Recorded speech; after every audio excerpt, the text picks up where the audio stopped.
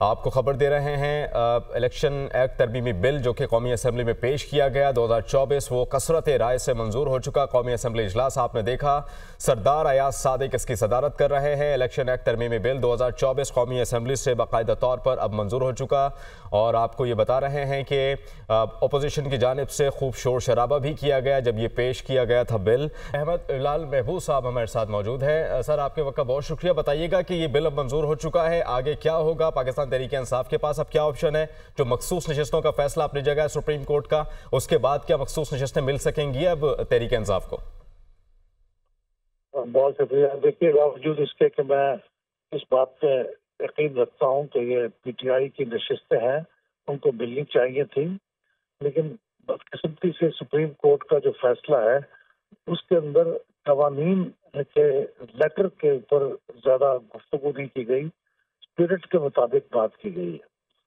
تو اس اسپرٹ کو چیلنج کرتی ہے یہ ترمیم، یہ کہہ کے کہ قانون میں تو الفاظ کچھ اور ہیں۔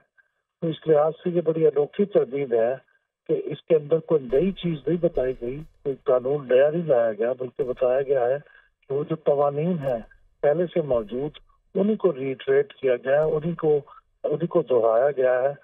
لیکن ایک بات کہی گئی ہے کہ ان کو کوئی عدالت بھی اوور رول نہیں کر سکتی، اور عدالتیں اس کو اوور رول نہیں کرتی اگر وہ آئین سے مطابق نہ ہوں، وہ تو اس قانون کے مطابق فیصلے کرتی ہیں۔ تو یہ ایک انوکھی ترمیم کے طور پہ یاد رکھی جائے گی۔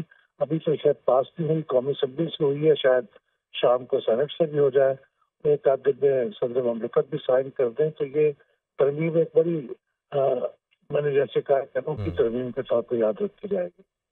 احمد صاحب، ایسے میں یہ سوال اپنی جگہ پر اہم ہے کہ وفاقی حکومت پاکستان تحریک انصاف کی جو مخصوص نشستیں ہیں ان کے حصول کی کوششوں کے حوالے سے وہ خائف کیوں ہیں، اور کیا اس ترمیم کا اطلاق ماضی سے ہو سکتا ہے؟ آپ اس پر تھوڑی روشنی ڈالیں گے؟ پہلی بات تو یہ ہے کہ میں بھی خود حیران ہوں کہ کیوں خائف ہے، کیونکہ اگر یہ نشستیں پی ٹی آئی کو مل بھی جاتی ہیں تو حکومت کی جو نمبرز ہے قومی اسمبلی میں اس پہ کوئی اتنا فرق نہیں پڑے گا کہ وہ حکومت خطرے میں پڑ جائے۔ تو اس لیے میرے خیال میں کوئی خوف کی کوئی وجہ نہیں تھی، لیکن شاید ان کا خیال یہ ہو کہ وہ پی ٹی آئی کو بحیثیت پارٹی کے ایوان میں نہیں دیکھنا چاہتے۔ وہ بھی میرے خیال میں ایک غیر جمہوری کی بات ہے، ایک پارٹی ہے، وہ حقیقت ہے، وہ اگر پارلیمنٹ میں بھی ہوگی وہ اپنے نام سے ہو کسی کے نام سے ہو تو اس پہ کوئی حرج نہیں تھا۔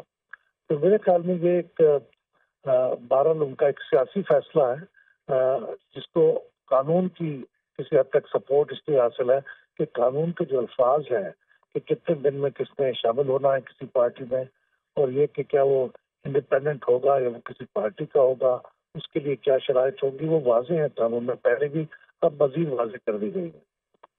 ٹھیک ہے۔ اچھا احمد صاحب، یہ بھی میں آپ سے جاننا چاہوں گا کہ پاکستان تحریک انصاف یہ الزام لگا رہی ہے کہ جو وفاقی حکومت ہے وہ یہ نہیں چاہتی کہ جو نشستیں ہیں وہ تحریک انصاف کو ملیں، چونکہ ان کو یہ خدشہ ہے کہ اگر پاکستان تحریک انصاف پھر سے پارلیمنٹ میں آ گئی تو وہ پھر دیگر سیاسی جماعتوں سے، جو کہ پاکستان تحریک انصاف کا حق بھی ہے کہ ان سے رابطہ کرے، ان کے رہنماؤں سے رابطہ کرے اپنی جو نشستیں ہیں ان کو پورا کرنے کے لیے، اور یہ بھی ان کو خطرہ ہے وفاقی حکومت کو کہ عدم اعتماد لائی جا سکتی ہے دیگر سیاسی جماعتوں سے ہلاک کرنے کے بعد۔ کیا یہ خدشہ اپنی جگہ موجود ہے حکومت کے اندر؟ دیکھیے، اگر تو وہ جماعت اپنے نام سے موجود نام بھی ہو اور ان کے پاس اتنی تعداد موجود ہے، وہ دوسری پارٹیوں کے ساتھ ملا لیتے ہیں، تو عدم اعتماد تو پھر بھی آ سکتی ہے۔ پی ٹی آئی کو بحیثیت پی ٹی آئی کے عوام میں موجود ہونا اس کے لیے ضروری نہیں ہے۔ آزاد امیدوار بھی اتنی تعداد میں ہو جائیں کہ وہ ایوان کی ٹوٹل تعداد کی میجورٹی بن جائے تو وہ بھی عدم اعتماد لا سکتے ہیں، وہ تو کوئی مسئلہ نہیں ہے۔ اس لیے یہ وجہ نہیں ہو سکتی اسے روکنے کی، اور میں جیسے پہلے کہا کہ مجھے خود بھی پتہ نہیں کہ کیوں روکنا چاہتے ہیں، لیکن وہ پی ٹی آئی کو چونکہ ان کو اس کا وجود ہی میرے خیال میں وہ قبول کرنے کے لیے تیار نہیں ہے، لہذا وہ نہیں چاہتے کہ پی ٹی آئی کو بحیثیت پی ٹی آئی کی یہ نشستیں ملے، تو اس سے کوئی بہت بڑا فرق واقع نہ ہوتا۔ ٹھیک ہے۔ احمد بلال محبوب صاحب، آپ نے ہمیں وقت دیا، آپ کا بہت شکریہ۔